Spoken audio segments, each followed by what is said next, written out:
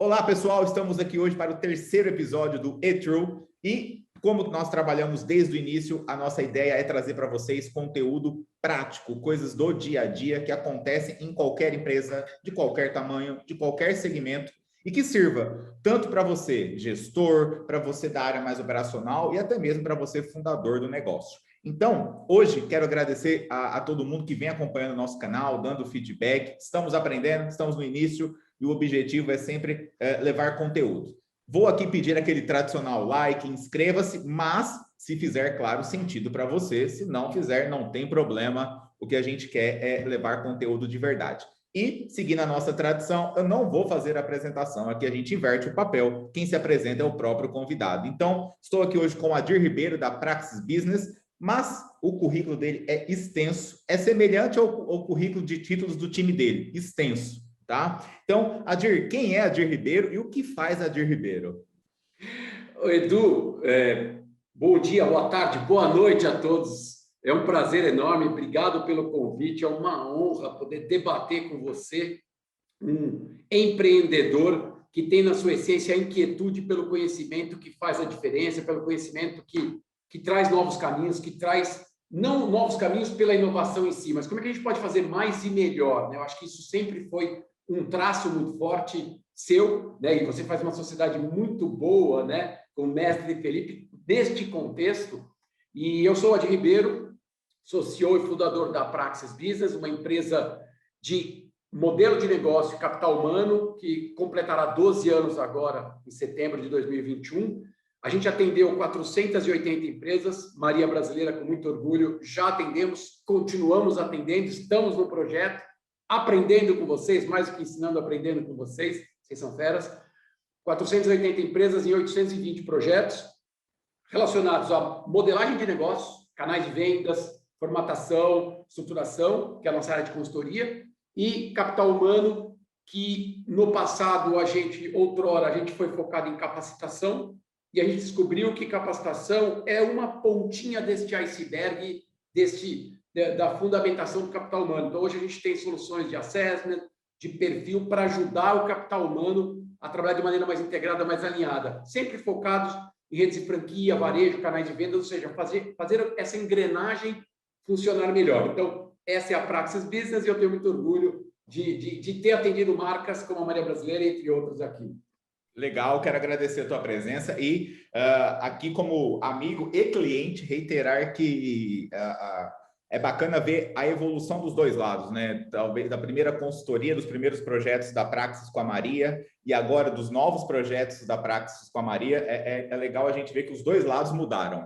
E é interessante essa mudança, porque não faria sentido para a Maria de hoje a Praxis de antigamente e também para a Praxis de hoje a Maria talvez não...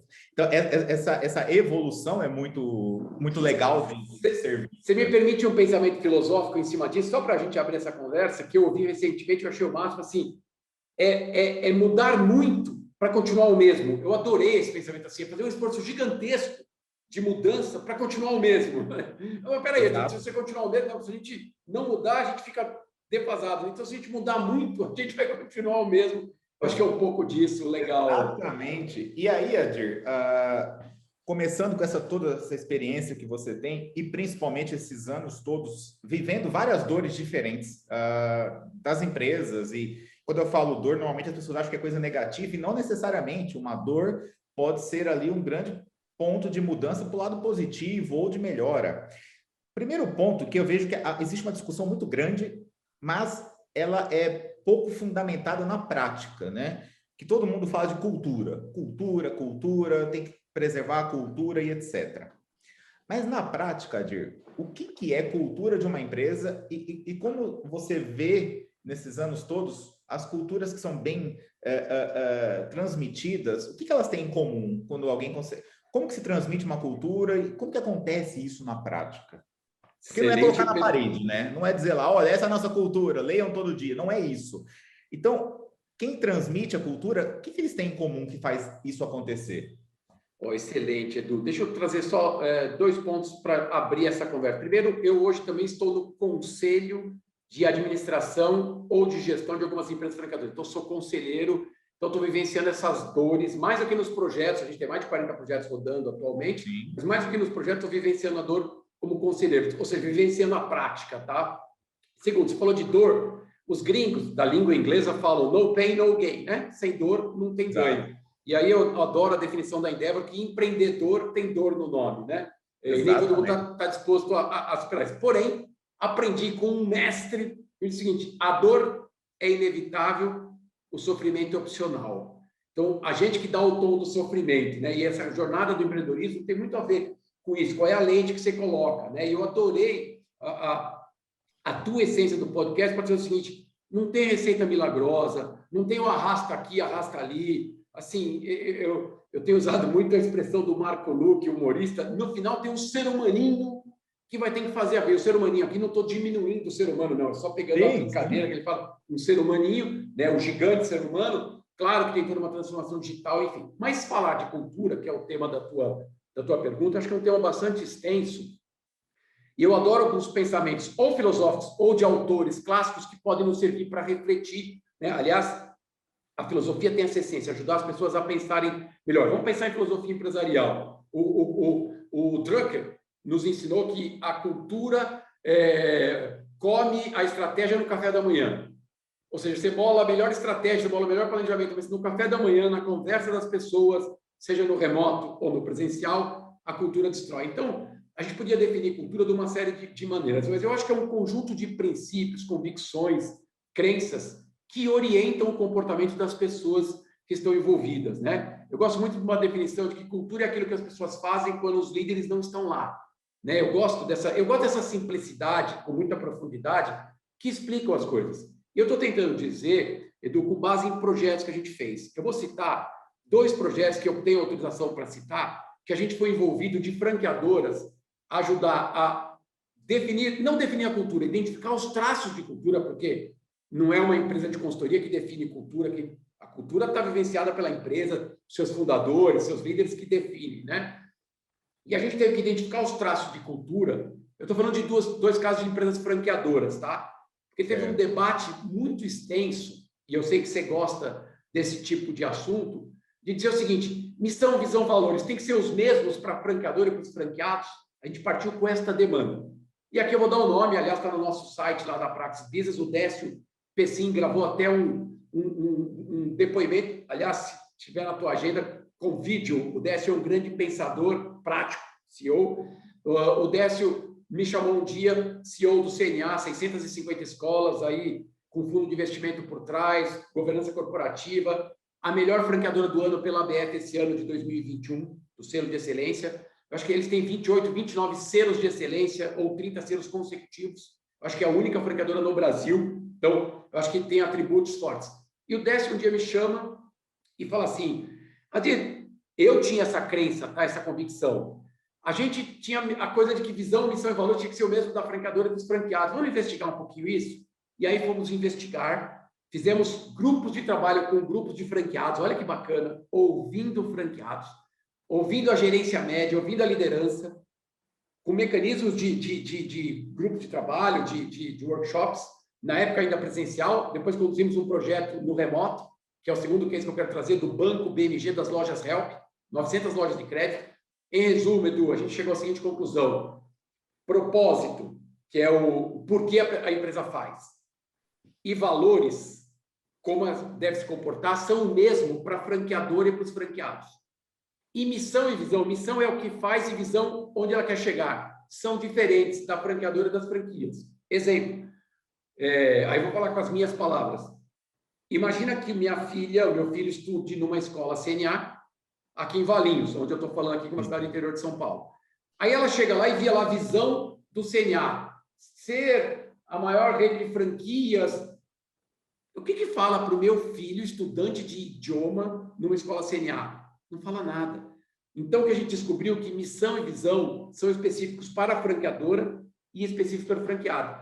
E o grande barato disso, Edu, foi ter construído com e não para, envolvendo. No caso lá, eles pegaram o conselho de franqueados, o comitê que se tinha, porque são 650 escolas, é difícil você trazer todo mundo. O que eu estou tentando trazer aqui é na prática, Edu, como eu sei que você gosta da conversa na prática, E quero trazer também do BMG, Lojas Help, 900 lojas de crédito, números arredondados, onde a gente pegou também o conselho de franqueados, o time comercial do banco, e começamos a construir, chegamos nas mesmas conclusões também, de que missão, visão, valores, propósito, tem essa distinção. Para quê? Para dar mais identidade às ações das pessoas, para que elas possam fazer parte, para que elas possam ter mais motivos de alinhamento, né? Faz sentido, Edu, para você? Claro. E Adir, isso que você está falando, eu acho que passa muito, especificamente quando a gente fala de franquia, por uma mudança até da concepção do conceito de franquias em geral, porque eu vou brincar assim, eu pertenço à nova geração das franquias, né? Eu pertenço à nova geração. Mas quando você olha o modelo de 20 anos atrás, tá? 15 anos atrás, existia-se, no meu ponto de vista, uma grande divisão. Franqueadora de um lado, franqueado do outro, a franqueadora vive um mundo, o franqueado vive outro, e eu brinco que os dois só esqueciam de uma coisa: o cliente na ponta. Era assim, a franqueadora vivia o mundo dela, o franqueado vivia o mundo dele, cada um tinha um conceito, só que todo mundo esquecia que o que interessa é o teu filho que é aluno da escola. Não é o que o franqueador pensa aqui dentro e o que o franqueado na ponta pensa. Se o teu filho, que é o aluno, não está identificado com o negócio, com a marca, com o propósito do negócio, tanto faz para... E existia-se muito assim, não, eu entrego para o franqueado, agora, daí para frente é com o franqueado, não tem mais nada a ver com isso. E o franqueado na ponta, que se vire com isso. E, cara, do meu ponto de vista, não existe isso, não há espaço para isso, né? Não há como separar. O que eu penso e agora daqui para frente é o franqueado. Até porque o teu filho, por exemplo, sei lá, aluno do CNA, ele não sabe quem é o fulano ou o ciclano, quem... Não, ele tá... E nem se é franquia ou escola própria. O que menos importa para ele e para mim como pai é que, sim, tenha lá uma experiência de ensino, um método, um professor bom, né, que é o que a gente espera. É a experiência. Então, é igual, sei lá, você vai no restaurante, no fast... Cara, você não sabe quem é o franqueado daquela unidade, né? Então, você está consumindo a marca. E isso eu acho que começou a mudar muito nos últimos anos, e eu acho que essa mudança do franchise aconteceu pelo crescimento das startups brasileiras, porque normalmente uma startup ela nasce com o objetivo de quê? De resolver uma dor lá. Então, sei lá, o problema do Adir é arrumar um carro, eu vou chamar pelo app, E as redes de franquias começaram a entender o seguinte: peraí, esses caras estão preocupados com o cliente, então por que eu não estou fazendo isso também? Né? Então, eu acho que começa uma mudança das franqueadoras do tipo, cara, eu e o franqueado temos que juntos resolver o problema do cliente. Não é o meu problema e depois o problema dele. Eu acho que essa mudança é uma mudança de gerações, cultural e de fases, né? E aí, quando você fala de cultura, esses dias eu estava brincando com a equipe de marketing aqui, né? Porque a maioria tem menos de 30 anos, e aí eu fui categorizado já como cringe, né? Então, eles me deram uma aula para me explicar o que era cringe, o que eu fazia de cringe e assim por diante. Se você é cringe, eu sou o quê? O avô do cringe. Eu me chamo do avô do cringe aqui. E aí, cara, e é um desafio nosso aqui, hoje a nossa faixa etária é 32 anos na franqueadora. E isso traz benefícios e, ao mesmo tempo, também, em alguns momentos, traz desafios, né? Você que está lidando com as empresas, no conselho, nas consultorias, nesses projetos, no teu ponto de vista, como será daqui para frente, ou como já é o desafio dessa junção de todo mundo? Porque nós temos gerações totalmente diferentes, gerações que têm percepções do mundo de trabalho completamente diferentes, visões corporativas opostas, e você tem que colocar todo mundo no mesmo time ali. Como é, no teu ponto de vista, e como lidar com isso no dia a dia? Você pega vou dar um exemplo, um jovem de 20 e poucos anos desafiando, no bom sentido, um CEO de 50, falando, não, cara, isso não funciona. Porque a nova geração, ela não vê a barreira do tipo, não, eu não posso falar. Antigamente tinha aquela barreira do tipo, né? Eu não vou falar para o diretor da empresa, para o CEO da empresa que ele está errado. Hoje em dia, a nova geração, ela se sente totalmente livre para falar, não, Adir, não é assim que funciona. Não, você está errado.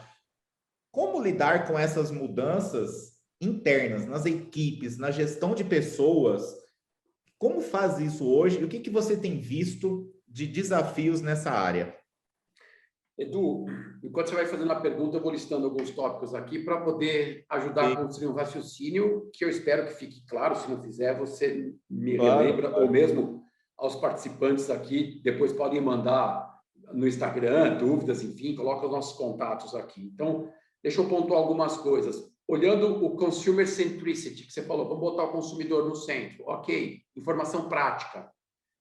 Aliás, nós estamos com vocês envolvidos nesse projeto. Programas de excelência. A gente desenhou 2 programas de excelência de 2 marcas gigantes no Brasil. Nós estamos envolvidos em 20 projetos de programas de excelência. Maria Brasileira é um deles.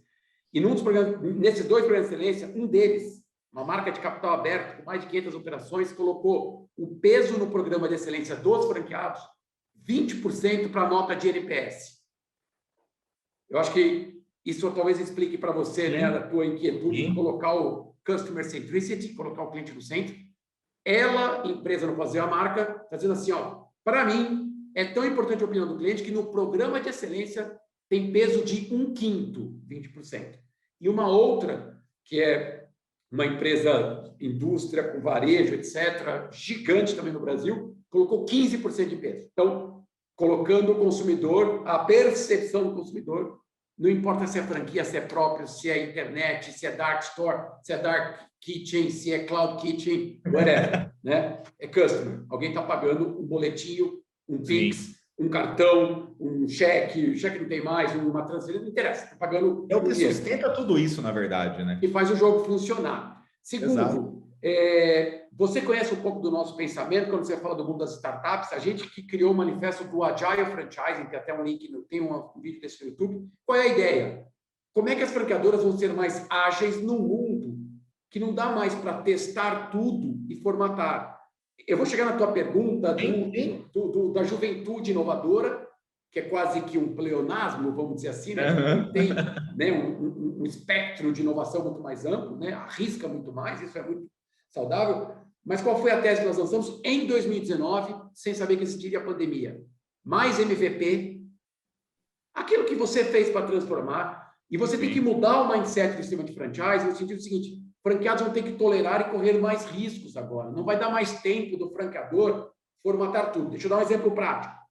Uns 2 meses atrás, estávamos eu e o Torini abrindo uma palestra num sábado com 500 franquias, 500 franqueados plotados na plataforma, 3 marcas nessa holding franqueadora, e aí o franqueador falou assim, pô, veio a pandemia, né, Adir? A franquia sempre foi dar respostas aos franqueados. Aí veio a pandemia, a gente não tinha as respostas. E a gente teve que correr atrás. Eu falei, fulano, obrigado por essa abertura. E eu queria dizer para vocês, franqueados, que cada vez mais os franqueadores estão sendo expostos a novas perguntas, independente de pandemia. As novas perguntas estão aí e surgirão. Claro que a pandemia acelerou demais, né? Mas cada vez mais os franqueadores terão menos respostas. Exatamente. Terão menos respostas. Então, o manifesto que a gente chamou do Agile Franchise é muito mais uma forma de ajudar a pensar, a criar até uma cultura diferenciada nesse sentido. E aí, dentro dessa forma, é muito importante, outra informação importante, o Cortella fala isso e eu concordo, as mudanças são atemporais, o mundo sempre teve mudança. Sim. O mundo sempre teve mudança, né? Só que o ritmo atual, a velocidade, na minha visão, que mudou, que é a maior, talvez o componente mais forte, né? A velocidade muito forte. Eu brinco, a gente tem usado, eu uso um hashtag na minha vida, que é um dos meus filhos aqui, uma menina de 18, moleque de 14. Hashtag sem tempo, irmão. Pai, vai no ponto, hashtag sem tempo.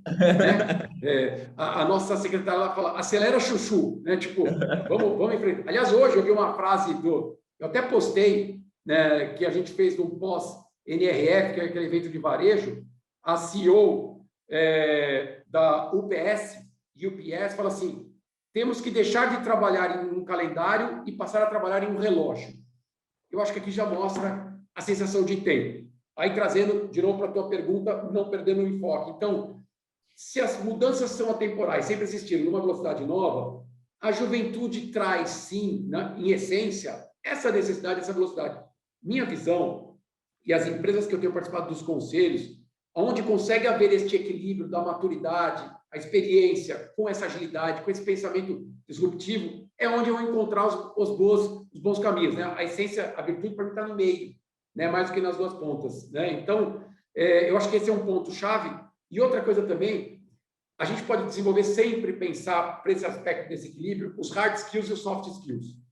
Os hard skills são esses conhecimentos técnicos que são aprendidos. Os soft skills são essas habilidades socioemocionais que aqui talvez possa ter uma avenida de oportunidade para esses jovens se desenvolverem. Liderança, empatia, comunicação não violenta. Oi? Paciência, que é uma coisa que falta imensamente. Olha, eu tenho 50 anos e eu não tenho paciência até hoje. Aliás, o presidente da Óticas Carol hoje, da RIREP, que é conselheiro comigo, Ronaldo Pereira, falou assim, mais do que paciência, você precisa desenvolver memória. Eu falei, para que memória, Ronaldo? Memória para você lembrar que você tem que ter paciência. Eu acho que, brincando aqui, mas eu não tenho essa coisa, o mundo dos jovens é melhor, o mundo dos velhinhos é melhor. Pô, eu estou nos dois mundos aqui, mais para o mundo dos idosos do que dos jovens, obviamente pela idade cronológica, mas tento oxigenar meu cérebro para não ficar com uma visão nostálgica das coisas, né? Sim. E esse equilíbrio, eu acho que é fundamental. Desculpa, o equilíbrio fundamental alinhado a um propósito é uma cultura bem definida. Exato. Você falou da sua filha com 18 anos, seu filho com 14, correto? Perfeito. Daqui a 4 anos, vai ser, teoricamente, a idade do seu filho entrar para a universidade, assim por diante. Aí eu vou fazer uma pergunta aqui. Cara, esses últimos 18 meses do mundo trouxeram reflexões profundas na sociedade, né? E aí, já existia antes disso até reflexões e questionamentos, e até o Cortella brinca, né, que se o filho dele chegar e falar, pai, eu não vou fazer faculdade porque o Zuckerberg não fez, porque o Bill Gates não fez, e ele brinca, ok, eles largaram Harvard, né? Então, o dia que você largar Harvard, depois você sai depois você larga. Exato. Cara, daqui a 4 anos, com a velocidade que nós estamos hoje, de conhecimento, de mudança do mundo, de sociedade, etc., o mundo que seu filho vai pertencer é um mundo completamente do que é hoje. É bem diferente do que será hoje, né? E aí, não sei que carreira, não sei o que ele tem vontade, ou sua filha, essa geração, tá? Cara, qual é o... Como você acha que o passar dos anos agora será para a formação da nova geração? Porque cada vez essa geração questiona do tipo, por que eu tenho que ficar 5 anos, 4 anos, por exemplo, estudando um assunto que quando eu terminar, provavelmente ele já não vai me servir mais, porque já mudou de novo. E aí, como que é lidar com isso? Como que você acha, e você que lida, a Praxis, que lida com a educação, a formação das pessoas? Eu tenho dúvidas de quando eu fiz o curso de consultoria de campo com a Praxis, do curso que é hoje, eu até peguei recentemente o material da nossa última equipe que foi, eu falei, cara, já é outro curso, né? Porque o jeito que forma um consultor para dar suporte hoje, para acompanhar uma unidade, por exemplo, franqueada, não tem nada a ver do que era 3 anos atrás, 4 anos, principalmente com a pandemia. Mudou completamente. Você imagina a gente dando o mesmo curso de 4 anos atrás? Exato. Morto, né? As pessoas iam ver hoje e falar, ok, e o que serve isso? E aí, como que vocês que lidam com a educação, com a formação das pessoas, entendem que passará esse processo de transição? Os negócios que estão ligados à educação, a disrupção é muito agressiva e muito rápida. Como que você enxerga que serão esses próximos passos do mundo da educação, da formação das pessoas? Edu, outra pergunta profunda, reflexiva, sem uma resposta absoluta. Aliás, queria eu ter algumas respostas absolutas, né? Seguramente não as tenho. Mas eu acho que eu tenho que partir primeiro de um paradoxo, que para mim, aí, de novo, né? Eu brinco, vou falar na primeira pessoa do singular, vou falar em meu nome. Sim. Os meus filhos estão loucos para voltar para a escola presencial, não aguentam mais o digital. E são jovens. E eu estou falando dos meus filhos, nada em especial, mas talvez toda a geração. Aquela coisa da comunidade, né? De jogar futebol, de abraçar, de... Pô, cara, isso realmente... E aí, quando tinha a chance de voltar no presencial, eles estavam indo no presencial. Minha filha está no cursinho agora, ela estuda no Colégio Etapa, cliente da Praxis Business também, o Etapa aqui de Valinhos, a gente está num projeto lá com eles.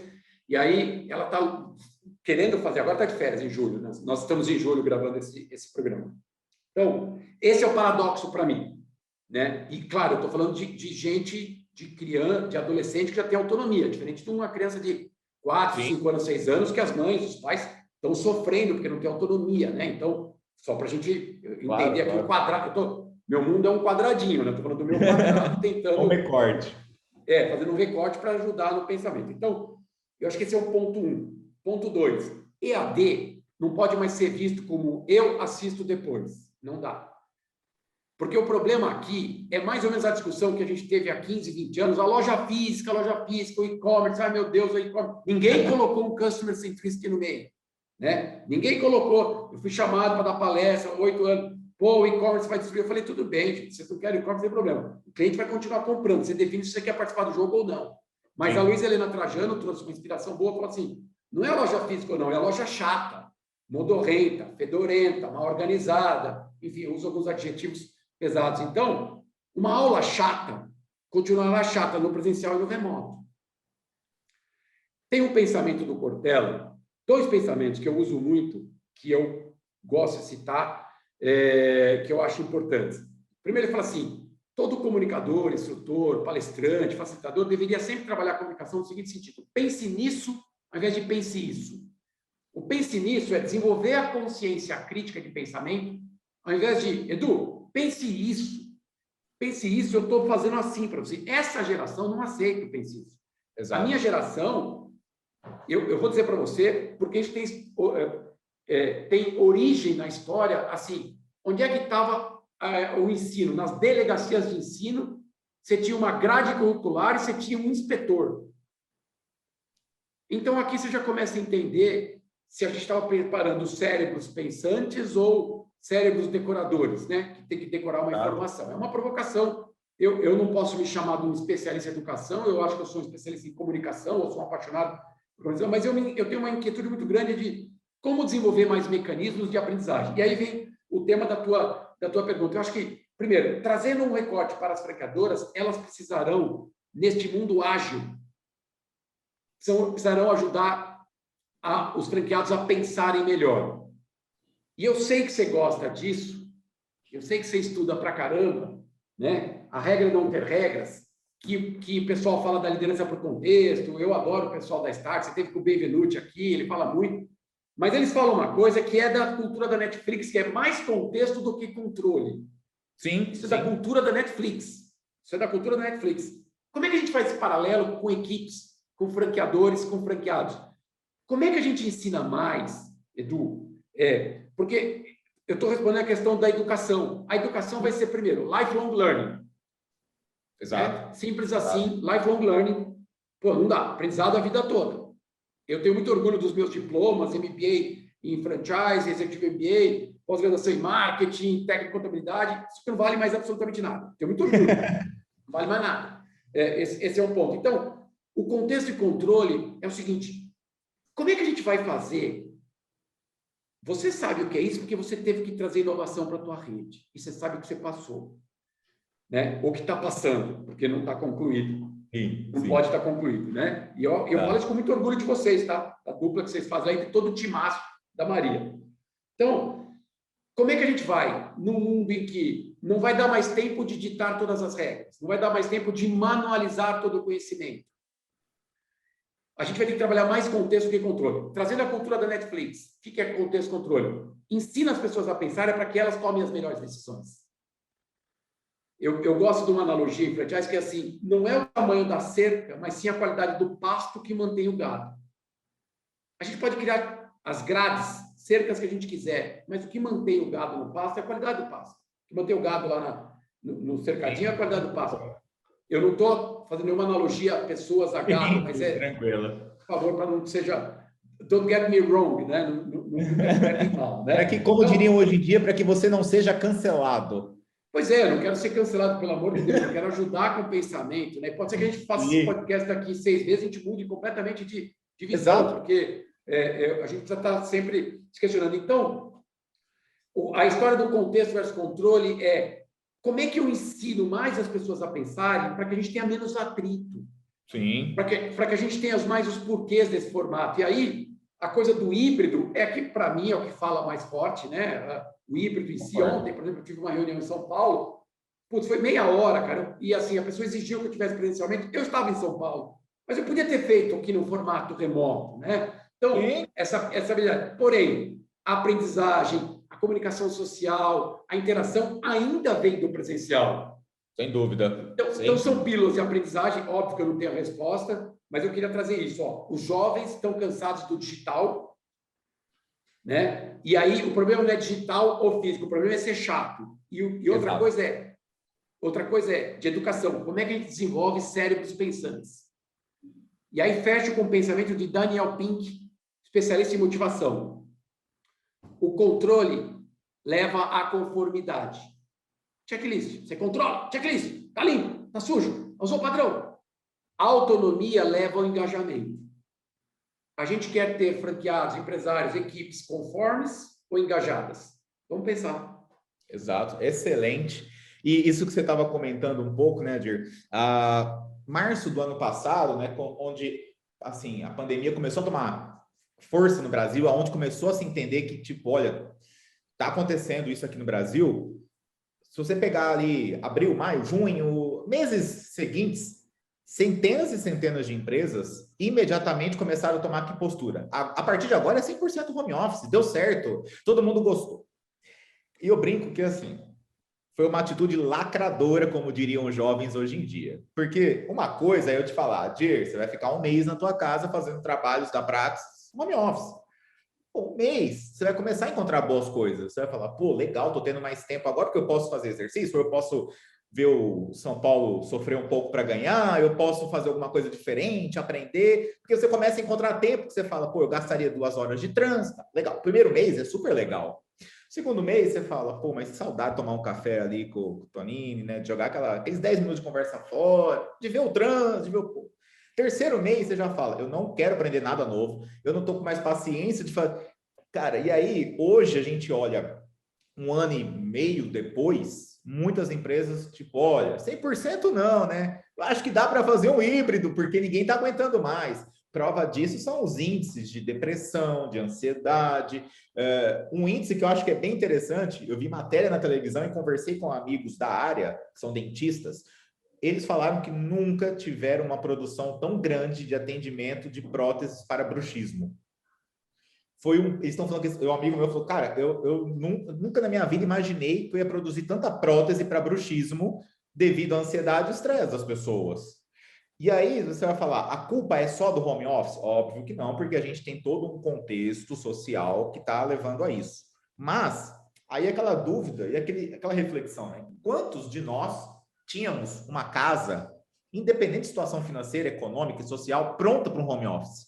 Cara, e aí aquela história, vai sentindo essa falta, este contato. Eu sou um defensor do modelo híbrido. Eu acho que 100% dentro do escritório não dá mais. Eu, particularmente, não aguento dentro do escritório 100%, mas também não concordo 100% home office. Eu acho que você tem que encaixar o que faz bem para você, os dias que tem melhor efeito disso, né? E a pandemia mostrou isso. Há 1 ano e meio atrás, todo mundo falava 100% home. 1 ano e meio depois, está todo mundo vendo que não é mais isso. Olha, o tempo de aprendizado foi muito curto. 1 ano e meio, saiu de uma coisa que era certa e já mudou. E aí, Adir, falando dessas mudanças tão rápidas, dessa falta de tempo, e como você falou, as franqueadoras estão tendo que cada vez mais falar, ó, não sei o que fazer nesse momento, franqueado. Nós vamos ter que descobrir junto, eu vou testar, provavelmente vai dar errado algumas vezes até a gente acertar a mão. Tenha mais tolerância com os meus erros, seu franqueado, mas eu estou fazendo com a melhor das intenções, eu não estou brincando com o seu dinheiro, mas se eu não fizer, o mercado vai fazer mais rápido do que eu. Exatamente isso. E aí, Adir, vendo tudo isso,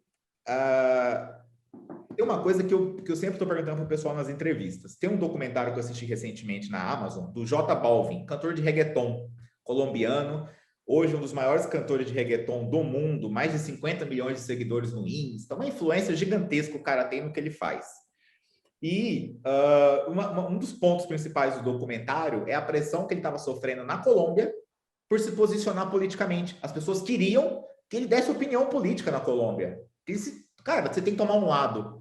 E é engraçado, né? Porque a gente começa a ver isso hoje no nosso país, existe no Brasil hoje, independente de lados, uma polarização muito grande e um debate muito grande que artistas, atletas, empresários, todo mundo tem que ter uma posição. E essa é uma pergunta que eu queria fazer para você. Você acha que as pessoas, principalmente aquelas que, querendo ou não, estão à frente de negócios, tem que tomar uma posição pública, tem que ir a público e falar, cara, eu apoio fulano, eu apoio tal lado. O quanto você acha que isso é perigoso ou não, e o quanto você acha que é necessário ou não, no teu ponto de vista, este posicionamento? Lembrando que ano que vem viveremos um ano extremamente politizado com as eleições e que as pessoas estão cada vez mais cobrando das empresas. Tipo, qual é a posição da tua empresa? O que é a tua empresa? Que lado que vocês vão? Como que você enxerga essa cobrança por posição? Vamos lá, você começou fazendo uma analogia do escritório, né, do home office, não? Eu queria fazer um link com isso. Claro. Eu leio 2 jornais por dia, o Valor e o Jornal do Estado de São Paulo, e está aqui hoje, no dia 13 de julho, Tecnisa faz aposta em coworking e compra 25% da box office. O que eu quero dizer com isso? A gente saiu de uma sede, você conheceu a nossa sede lá no Vila Lobos, quase 200 metros quadrados, 4 salas de reunião. Nós estamos num coworking hoje em São Paulo, na Paulista, fizemos um save absurdo. Claro, nosso modelo de negócio como consultoria permite o home office. A gente sempre trabalhou assim. Em janeiro de 2020, pré-pandemia, eu brinco que eu estabeleci uma regra lá, quase que eu fui ditador. Eu falei, a partir de agora, assinei o Zoom, falei, vamos fazer mais, vamos usar mais o Zoom. Janeiro de 2020. Chegou em março, hoje a gente já tem umas, não sei quantas assinaturas do Zoom, que tudo nosso é Zoom. Mas não que a gente previa alguma coisa, mas eu, quando mudei para Valinhos, para o escritório em São Paulo, eu já fiz um modelo meio que de home office. Então, veja, tem que ter uma cultura muito forte, tem modelos de negócio que permitem, outros não permitem, né? Eu acho que tem algumas perdas nessa história, que é a integração, né? Que é esse lado soft skills, que é fundamental. Então, o fato é, coworking vem crescendo, eu acho que as empresas vão voltar em modelos de coworking, não mais ter aquela estrutura enorme, aquele investimento, etc. Então, o coworking pode ser uma forma de permitir essa conexão, tá? E com relação a se posicionar, esse é um tema bem complexo e eu vou me posicionar aqui, tá?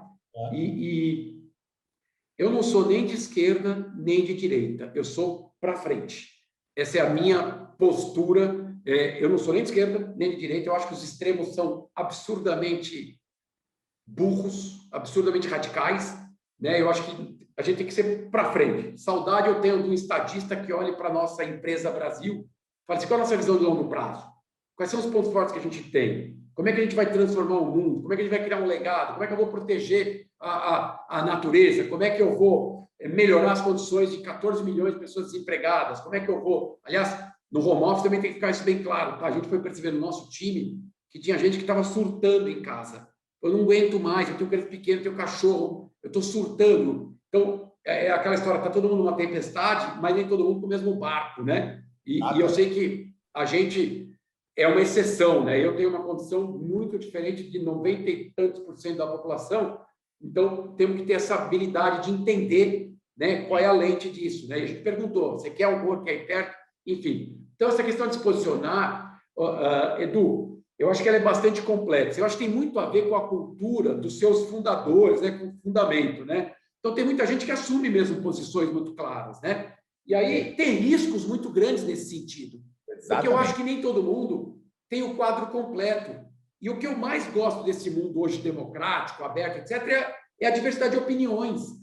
Só que as pessoas têm um problema muito sério nessa estrutura, que é assim, você dá uma opinião, aí eu vou e desqualifico a sua opinião. Desqualificar a opinião não tem argumentação. Ah, você está usando o Cortella é assim, assim, assado. Eu estou só dando um exemplo, tá? O Cortella é uma grande diferença. O desqualificar a opinião, o tema que eu quero fazer é assim, vamos conversar com bases, vamos conversar com opiniões, vamos conversar num nível racional.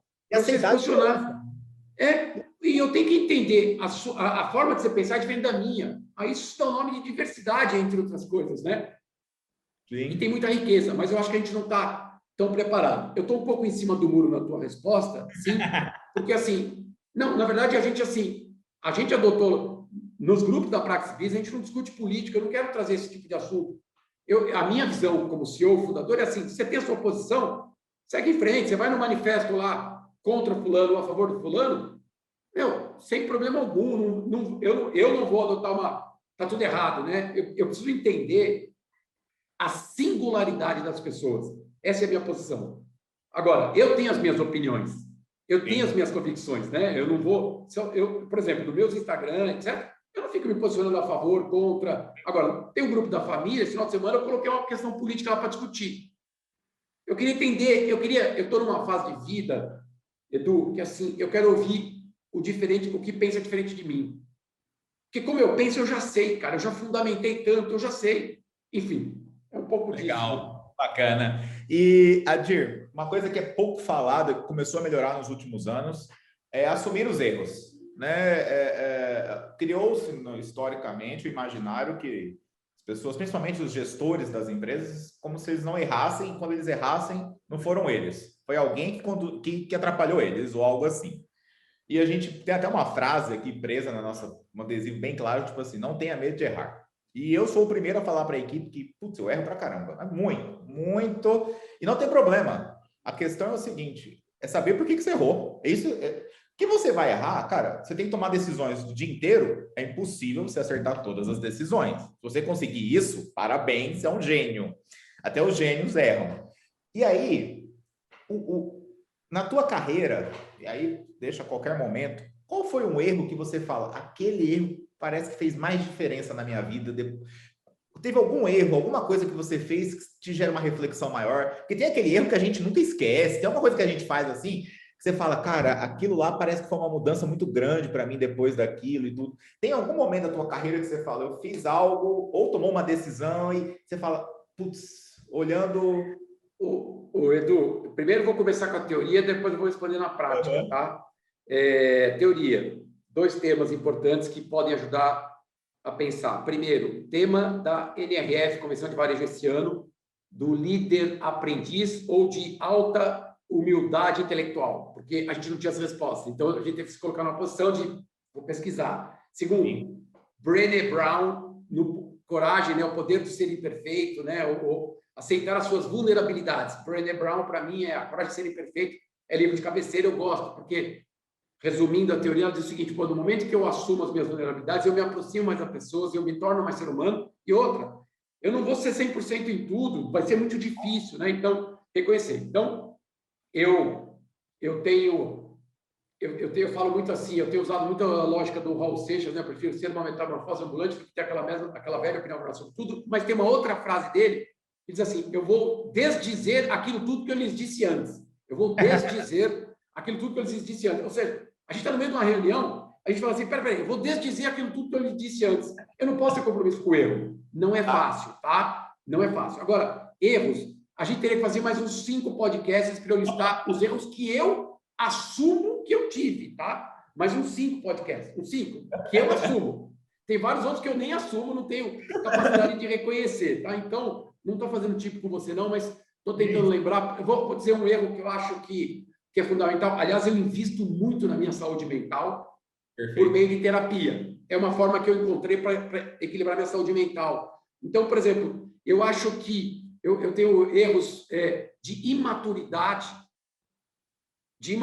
emocional, de que tinha uma opinião que eu achava que era fundamentada, e eu falava, essa opinião tem que... Como é que as pessoas não pensam nisso? E aí tem um comportamento emocional em reunião, num grupo, etc., que isso trouxe mais prejuízo do que benefício. Eu tô, assim, claro. Deste problema, tem vários, já foram várias que eu reconheço. Esse é um. E o segundo, que para mim eu acho que é o maior desafio de vida hoje, a gente usa uma ferramenta que chama-se Clifton Strengths Finder, da Gallup, que é pontos fortes. Você trabalha lá, são 34 pontos fortes, e você mapeia, por meio de questionário, uma série, mapeia seus 5 principais pontos fortes. Edu, eu sou um cara que vim para o mundo para transformar pensamento em ação. Eu não consigo... Bom, a gente trabalhou um processo de conselho, de mentoria, lembra? Eu falava, o que você vai fazer com esse dinheiro? Lembra? Eu falava, qual é a ação? A minha essência é muito ativação. Certo. Vamos lá, esse é o meu ponto forte. Você imagina que eu tivesse seguido a carreira de cientista e tivesse estudando a vacina? Na primeira modelo da vacina pronta, eu já ia sair, vamos lá! Veja, eu quero dizer que o meu perfil não se encaixa em nada para a ciência, tá? A ciência é bom que tenham os cérebros que lá estão, né? Que eu não tenho essa aptidão. Então, eu não estou criticando, eu só estou dizendo que eu não sou aquilo. E você imagina eu estar desenquadrado. Onde é que eu quero chegar? Que é outro ponto, outro erro. Eu tenho um ritmo acelerado muito forte. Duas coisas que eu aprendi, né? Nem todo mundo tem seu ritmo. Sim. E nem todo mundo quer vencer. Eu venho de uma família extremamente pobre, etc. Enfim, uma história rica de valores. Meus pais me ensinaram, mas assim, a gente teve alguns desafios financeiros que marcaram a forma como eu conduzo as coisas, né? Falei assim, eu não quero mais eu quero ambiente de prosperidade. Eu quero ambiente que as pessoas possam gerar prosperidade para todo mundo. Eu não quero restrição me faz mal. Então, o senso de urgência é mais acelerado. Só que qual é o desafio? Aprender o timing de todo mundo. Por exemplo, a gente fala lá no meu sócio, eu sou o cara da ativação, então vamos fazer. Só que tem uns dois sócios lá que são cérebros, são os intelecção, são os estudiosos, são os cientistas, eles precisam entender para ativar. Aí, se eu tento trazer o meu ponto forte para acelerar, eu mato o cérebro, entende? Entendo, claro. E eu estou falando da minha deficiência, não da deficiência do outro. Eu estou, sei lá, estou citando duas aqui que eu tenho consciência, tá? Se chamar minha mulher aqui, ela vai falar mais uns 20, chamar meus sócios vão falar mais uns 30. Dura a tarde inteira com ela contando. Isso que você falou aí, eu quero pegar. Eu não sei se eu te respondi não, a sua questão. Perfeito, perfeito. Eu quero pegar esse gancho que você falou que você faz terapia, né? E eu, publicamente, e é um assunto que eu vou debater cada vez mais, eu acho que o mercado corporativo, ele varre para baixo do tapete muito as questões de saúde mental. Melhorou muito, principalmente na pandemia, mas o mercado corporativo está longe de aceitar bem isso. O mercado corporativo entende que se alguém fala assim, eu tenho problema de ansiedade, eu faço terapia, eu tomo medicamento, você não serve. Ou, sim, já tive depressão, por exemplo, ou faço tratamento de depressão, parece que o mercado olha para você e fala, essa pessoa aí não vai conseguir. E eu sou um grande defensor, e publicamente eu falo isso, cara, eu faço terapia há anos e anos, eu tomo medicamento todo dia de manhã para ansiedade, e não tenho problema nenhum em assumir isso, muito pelo contrário, eu recomendo a todos que, cara, busquem formas de trabalhar isso, né? E aí, eu aprendi muito que, assim, ok, tem essas questões de saúde mental, e um dos pontos é reconhecer isso, entender que não é problema. São desafios que a gente tem como ser humano, todos nós temos esses dias bons, dias ruins, impossível viver sempre bem. E o principal ponto é como saber não levar isso o tempo todo. Então, assim, eu sempre gosto de perguntar que cada um tem suas manias e seus jeitos para descomprimir, para esvaziar um pouco, porque é impossível, e eu brinco assim, eu fico incomodado, tem hora quando eu vejo aquele pessoal falando, não, se você acordar às 4 horas da manhã e você cara, às vezes aquela pessoa não tem o perfil de acordar às 4 da manhã, deixa ela dormir, pelo amor de Deus. Agora, tem gente que vai ser quer aprender, quer estudar às 4 da manhã, show de bola, se serve para você, faça. Mas não dite a regra para todo mundo, dizendo que é assim que funciona, porque não funciona assim para todo mundo. Aí, cada um adota um jeito. O que você faz para quando você quer, cara, assim, eu quero descomprimir, cara, eu não quero pensar no trabalho, no meu estresse, no cansaço. O que você tem de fuga? Porque eu sei que tem dia que eu chego à noite em casa e falo, quer saber, hoje eu não tô... Sabe quando você não tá? Eu não tô a fim de estudar nada, eu não quero aprender nada. Naquele momento, tipo, eu quero botar qualquer coisa na TV, tem hora que você fala, eu quero jogar videogame, eu vou jogar videogame, cara, porque, não sei, eu preciso distrair minha cabeça. O que você faz nesses momentos? Ô, Edu, só pegando o gancho do primeiro tema que você falou, da terapia, eu tenho uma definição que eu gosto muito que diz assim, não faz terapia quem tem problema, faz terapia quem quer resolver seu problema. Eu acho que o primeiro ponto é esse. Segundo ponto, há uma ignorância muito grande, né, em relação ao assunto, há um preconceito. E para mim, assim, e terceiro, vou trazer um pensamento do canal, que é um pensamento filosófico. Se eu me conheço, eu não me ofendo. Então, se você fala assim, você faz terapia, você é fraco.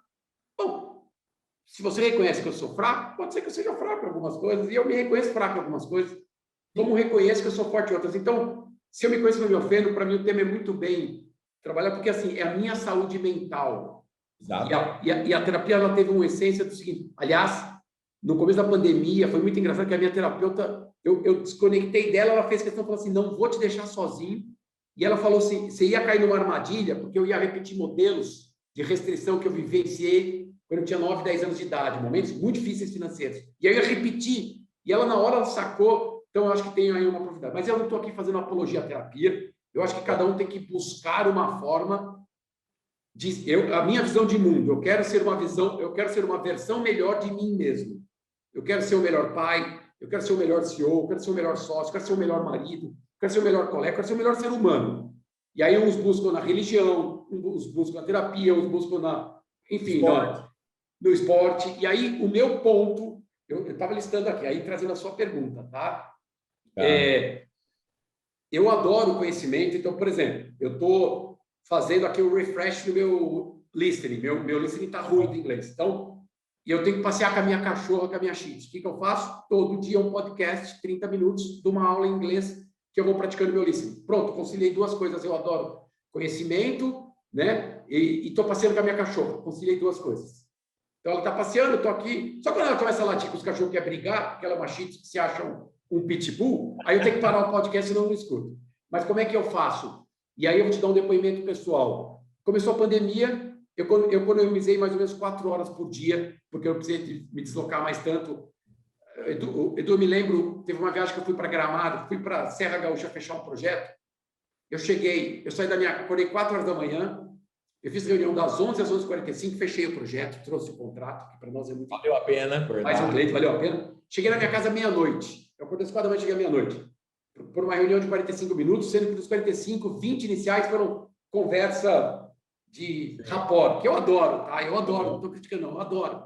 Mas, trazendo, eu ganhei 4 horas por dia. O que eu fiz com essas 4 horas por dia? Nos deslocamentos, eu adoro corrida. Sim. Aí eu comecei a correr 4 vezes por semana, coisa que eu fazia uma vez por semana só, não tinha tempo. Edu, teve um dia, um domingo de manhã que eu saí de casa, eu fiz meia maratona, eu fiz 21 quilômetros. Eu fiz meia maratona no domingo aqui em Valinhos, que é subida e descida. Eu fiquei impressionado, eu estava enlouquecido. Qual foi o preço que eu paguei? Eu não estava fisicamente preparado para o nível. Ou fiquei 3 meses com o joelho dor, eu tenho uma artrose no joelho, no calcanhar, enfim, 3 meses sem correr. Tudo isso para dizer o seguinte, eu descobri que a corrida, para mim, é o maior ponto de desestresse, porque tem a endorfina, tem todos esses hormônios, cara, e ela me fazia tão bem. E a corrida me liberava o cérebro, porque eu tenho outro problema. Quando eu vou dormir, eu tenho que ligar a televisão, porque senão eu fico pensando, e no meio do sono, e eu tenho minha religião. Aí quando eu vou dormir, eu falo assim, o senhor aí em cima, eu não quero pensar, eu quero dormir. Porque eu tenho muita ideia, eu falo assim, eu não quero mais ter ideia, as ideias não param de vir para mim. Eu falo, eu só quero descansar minhas ondas cerebrais, pelo amor de Deus, me ajuda. Aí eu tento usar uma televisão para tentar descansar. Esse é o meu jeito, não estou dizendo que é o certo, nem é o certo, você não deveria ter. Mas, trazendo a tua pergunta, de novo, eu não estou falando aqui o que é o certo, nem pregando nada, escrevendo na pedra, tá, Edu? Pelo amor de Deus, eu estou fazendo a minha lente, a minha leitura. A corrida, para mim, é um fundamental que eu percebi na dor. Quando ela me fez falta, eu fiquei mais nervoso, eu fiquei mais desequilibrado. E a outra que também eu senti muita falta eu gosto de uma aglomeração, eu gosto de uma muvuca, eu gosto de uma integração, eu gosto de fazer churrasco, eu gosto de organizar as coisas e ter gente agradável do meu lado. Isso eu senti, porque a gente teve que reduzir fortemente. Então, mas por outro lado, a corrida me trouxe talvez essa visão. E tem dia que eu chego e falo assim, eu não quero ler nada, eu não vou. Agora, eu tento fazer essa retroalimentação de conhecimento como uma forma gostosa, né? Uma forma que vai melhorando o meu discurso. E falando disso, de leitura e né, hoje a gente tem acesso a informação de uma maneira muito fácil até, né? A gente tem podcasts, YouTube, tem livros, os livros digitais e etc. E aí, eu brinco, tá, Dir, sobre isso. Eu já fiz isso, então por isso eu me sinto à vontade para falar, brincar com isso. Porque, cara, uma coisa que eu recomendo a todo mundo, não coloque meta para ler, pelo amor de Deus. Não coloque meta. Ah, não, eu quero ler um livro por semana. Eu já fiz isso. É bom? tem pontos positivos, te ajudem muito. Mas tem certos momentos que aquilo deixou de ser prazeroso e parece que se torna uma obrigação do tipo, se eu não ler um livro por semana, eu estou falhando. Não, você não está falhando. Você não está fracassando em nada. Então, eu sempre brinco assim, não tenha meta. Às vezes você vai ler um livro, vai durar 2 meses a leitura. O que eu deixo de mais assim, você sempre gosta de brincar o que você aprendeu? Você acabou de ler o livro para bater uma meta tua de semanal? Então, tanto faz o que você vai ler ou não. Se você leu 50 livros num ano e você não consegue elencar uma coisa que você aprendeu de cada livro, que colocou na prática, cara, não sei, é meio vazio. Eu brinco que teve um domingo que eu estava ouvindo um podcast e eu escutei uma ideia do cara no podcast, na hora eu mandei mensagem para o Kleber, que é nosso gestor de pessoas. Falei, Kleber, dá para a gente fazer isso na Maria, cara. Amanhã tem que conversar. E a gente colocou em prática. E eu brinco que, assim, aquele podcast me valeu muito. E eu gosto muito de ler de tudo um pouco. Eu tento evitar o viés de leituras de negócio, só negócio, porque senão você fica preso a um ponto. E recentemente eu li a Brown falando da coragem de ser perfeito. Coragem de ser perfeito. Li o do Netflix, que eu adoro o livro e acho, do meu ponto de vista, a Netflix é a empresa mais inovadora do mundo dos últimos 15, 20 anos. Ela, para mim, é a empresa que supera qualquer uma outra inovação. E eu gosto de ler de tudo um pouco. Li a biografia da Michelle Obama, daqui a pouco quero ler do Obama. Cara, se você pudesse recomendar aí 2, 3 livros para o pessoal, ou recentemente, os livros que mais te marcaram, o que mais te marcou de leitura, para que o pessoal possa pesquisar. Eu te mostrei A Regra de Não Ter Regras, que é o da cultura da Netflix, e assim, é que pelo meu fundo, eu anoto nos livros, né? Eu gosto muito do livro físico, legal. Mas eu vou começar a usar o Kindle, já me desafiei, acho que vai ser legal, mas também gosto da tua visão. Oi? Faz 4 anos que eu uso o Kindle. Pois é, você já se adaptou, porque eu gosto de anotar, e eu sei que ele permite anotação, né? O mais difícil do Kindle, eu falo isso para todo mundo, é o início. O primeiro, segundo livro, parece que você demorou muito mais. Você pensa assim, cara, se tivesse esse livro físico, eu tinha acabado muito mais rápido. Parece que a tua leitura não vai. Depois você pega o jeito, você já inverte, você fala, cara, como que eu vivia sem isso? Porque é tão prático, tão rápido. Né? Ainda mais você, por exemplo, viaja muito. Cara, é difícil, carrega um livro para cá, carrega livro para lá. Mas eu adoro muito o Kindle, é muito prático e tem essas vantagens aí das observações. Você pode fazer tudo isso, tá? Então, vamos lá. Tá na minha mesa aqui, que são os livros que eu estou lendo. Então, A Regra de Não Ter Regras, eu estou finalizando. Legal. Eu postei esse final de semana, quem sabe faz a hora do Cortella. Eu gosto muito de ler o Cortella, até escrevi sobre isso, porque ele tem tanto conhecimento, com tanta simplicidade, que eu falo, gente, como é que o sujeito consegue simplificar? E o simplificar não é ser superficial, não, porque nada do Cortella, na minha visão, é superficial, né? Você sempre tem vai dar um pensamento, uma habilidade humana muito boa. Então, esses são 2 livros que me marcaram. A Coragem de Ser Imperfeito, da Brené Brown, eu li logo no começo da pandemia também, que foi fundamental. Concordo contigo, nada de meta de ler livro, eu acho que isso... Aliás, vou recomendar aqui o podcast que eu estou usando para estudar inglês, que é do Kevin, chama Feel Good English. Feel Good English, Kevin. E é muito engraçado, um dos podcasts, porque ele cita... Eu comecei a saber, eu achei esse podcast, comecei a escutar e comecei a amar. Aí eu vou te dar a resposta, tá, Edu?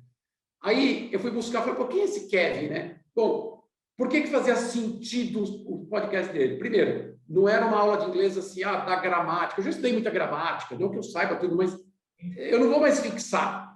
Eu preciso ter o contexto. E aí o Kevin, ele é um psicólogo, então ele entende da ciência humana, e ele é empreendedor, ele tem uma jornada empreendedora. Então, ele fala de gente e negócio numa mesma medida. E, por sinal, ele viveu 7 anos no Brasil, mas ele não... outra coisa que eu queria era um podcast de um inglês, de um canadense. Nossa, eu não queria um podcast de um brasileiro falando inglês. Porque brasileiro falando inglês, eu acompanho tudo. Eu estudei com brasileiro falando inglês. Agora, você pega um nova-iorquino, um texano, assim, eu não consigo, né? Enfim, não tenho esse nível. Isso é mais uma das minhas vulnerabilidades, né? Então, estou me exercitando, reconheço, estou me exercitando. E aí eu descobri, só coincidência, tá? Explicando o Feel Good English. Ele, por exemplo, um dos podcasts dele foi de um livro que é sensacional, que é do Simon Sinek, do Golden Circle, lá começa do Why. Então, ele ficou 30 minutos e ele trazia trechos do TED, ou seja, de uma maneira gostosa, que é podcast, eu acabei relendo um livro. E aí, a coincidência que eu queria dizer é o seguinte, ele morou 7 anos no Brasil e ele falou assim, mas eu morei numa small city que não era muito charmosa, não sei o que só drink beer, beber cerveja e barbecues, falou lá, Valinhos, ele morou em Valinhos, que é onde eu moro. Eu falei, não acredito, né? E ele, eu acho que ele é um canadense, se não me falha a memória. Não é americano, não era canadense, é o outro. Então, eu tenho usado esses podcasts nesse contexto de usar. E aí tem um dos livros que ele fez um podcast, que depois eu vou te mandar o link, que ele fala assim, objetivos são para perdedores. Que ele fala isso, de ter um objetivo por objetivo, perde o sentido. Não que você não tem que ter objetivo, mas tem que ter um sentido. Então, está muito em linha. Eu vou ver se eu acho esse podcast, você vai gostar, porque coaduna com o que você está dizendo. E os livros que eu estou lendo são esses. E tem um outro livro, por conta do conselho, de um dos conselhos que eu estou, de um assunto que eu preciso aprender, que é esse Payments for 4.0, que é um novo modelo de pagamentos, etc. Que esse é um livro mais denso, mais técnico. Tá? Além de que nós começamos a escrever mais um livro nosso, que também está aí no... Começamos a escrever, começamos. Está no gerúndio, sabe? Vamos estar começando. Bom, Adir, eu quero agradecer a tua presença neste episódio. Espero que tenha sido agradável para você esse bate-papo. A gente tenta conversar de assuntos diferentes, de tudo um pouco. Pessoal, estará disponível para vocês o contato do Instagram do Adir, LinkedIn, contato da Praxis, os livros a gente vai disponibilizar tudo para vocês. Vocês viram que eu não pedi likes nem comentários durante a apresentação, porque a ideia é essa mesmo. Se valer a pena para você, você comenta, você curte, compartilha com os amigos, parentes. Edu, desculpa, eu acabei de comprar, chega hoje, o livro do Kepler, O Poder do Equity. É o meu próximo livro que eu vou ler, tá? Poder do Equity. Só não li, já vi a resenha, mas vou ler, tá? Legal. Já está no meu radar. Me desculpa te interromper aí. Não, que isso, aqui é para isso. Para a gente poder encerrar, nós estamos vivendo... Ontem eu até vi um relatório do Banco Suíço UBS, se não me engano, que o banco botava no relatório que estava surpreso com o avançar da vacinação no Brasil. Eles não estavam acreditando que conseguiríamos antecipar isso e etc. E aí, neste relatório do banco, esperava-se que em setembro haverá uma normalidade econômica no Brasil, de uma maior retomada das atividades. Assim, em pequenas pílulas, quando a gente vê que há uma flexibilização, é notório um consumo muito rápido, né? As pessoas estão voltando a consumir tudo muito rapidamente. O fato de ir numa loja, de ir num restaurante, de poder fazer uma viagem, há uma sensação de tipo, preciso voltar à vida antes. E aí, isso notoriamente, quando você pega ali trechos de maior flexibilização, 1, 2 meses, cara, é notório a retomada. Nessa previsão que a gente está vivendo, uma retomada, e os números estão mostrando isso, o que você deixa de conselho para quem está assistindo, que seja empreendedor ou para quem está aqui acompanhando, que trabalha numa empresa e etc., quais são os desafios e os principais cuidados que você está percebendo nessas consultorias e nesse conselho com a retomada? Se você pudesse falar assim, olha, se atentem a tal ponto, se atentem a tal fator, o que você deixa aí de conselho para o pessoal tentar aproveitar, surfar essa onda da retomada econômica que vem agora, que está acontecendo já no Brasil? Excelente, Edu. Fiquei pensando aqui. O bom é que essa conversa você não me mandou roteiro nenhum, né? Você fez umas Exatamente, perguntas difíceis. Essa é a graça do podcast. É a gente não preparar, porque senão todo mundo já chega ensaiado. E até para te avisar, tá? Essas perguntas, elas vão surgindo aqui também com o tempo, tá? Então, eu não tenho nem como te mandar o roteiro, porque nem eu tenho roteiro. Então, e essa é uma técnica que eu uso, viu, para os nossos ouvintes aí, porque enquanto eu brinco assim, eu estou pensando na resposta, que ela é muito difícil. Então, eu jogo a bola para o entrevistador, para o entrevistado aqui, para o Zé Mané aqui, poder pensar um pouquinho, e a idade chega e a capacidade de pensamento vai diminuindo. Mas eu acho que o primeiro ponto é assim, não dá para desperdiçar essa crise. Certo? Não pode jogar fora os aprendizados que a gente teve dolorido. Segundo, a gente aprendeu, eu posso dizer de novo, na primeira pessoa do singular, né? A diferença entre lucro e caixa. A empresa pode viver anos sem lucro, mas não vive meses sem caixa. ela precisa de caixa, ela precisa ter condição. Então, assim, quando veio o início da pandemia, a gente teve que tomar decisões muito difíceis por algumas decisões financeiras nossas, isso foi muito dolorido. Então, você ter, né? Então, eu quero dizer assim, a gente não pode incorrer naquele erro que o Warren Buffett chama de quando baixa as marés, você vê quem estava nadando nu. A gente tem que ter consciência da nudez que a gente esteve durante essa crise. Estou usando aqui uma figura de linguagem da nudez, para a gente ficar, não se despir mais e a gente estar sempre bem vestido, né, para tudo isso. E aí, os 2 pontos que eu queria trazer, que são filosóficos, são abstratos, mas que eu espero que as pessoas possam trazer para o concreto, primeiro, o hashtag sem tempo, irmão, como eu disse aqui, a velocidade mudou. A velocidade mudou, o velocímetro mudou. E o segundo, para poder suportar, é o tal do novo mindset, que as pessoas também falam, mindset todo mundo fala. Só vamos lembrar, eu leio. Então, a primeira vez que eu ouvi falar em mindset foi no livro chamado A Quinta Disciplina, de Peter Senge, em 1993. Eu era trainee da Mil. A quinta disciplina, Peter Senge, uma das 5 disciplinas é o mindset, o modelo mental, que são um conjunto de crenças que definem seus comportamentos. Então, se eu desperdiçar toda essa crise, todo esse aprendizado que a gente viveu, essas dores, cara, registra, faz um track record. Assim, eu não quero mais passar por problemas dessa natureza. Eu não quero mais passar por isso. Então, se prepare, ou seja, não esteja nu. Eu espero que jamais a gente passe daqui 500 anos, daqui 1000 anos, nunca mais tenha uma pandemia dessa. Nunca mais. Mas que a gente tenha alguns desafios, porque a economia é cíclica, né? Que esteja preparado. E a minha visão é a seguinte: o PIB deve, economicamente falando, o PIB deve crescer 5,5%, notícia de jornal, eu não sou economista, tá? Eu sou empreendedor. Nós vamos viver os nossos melhores anos da história a partir de 2022, essa é a minha visão. Claro que tem um ambiente político, instável, etc.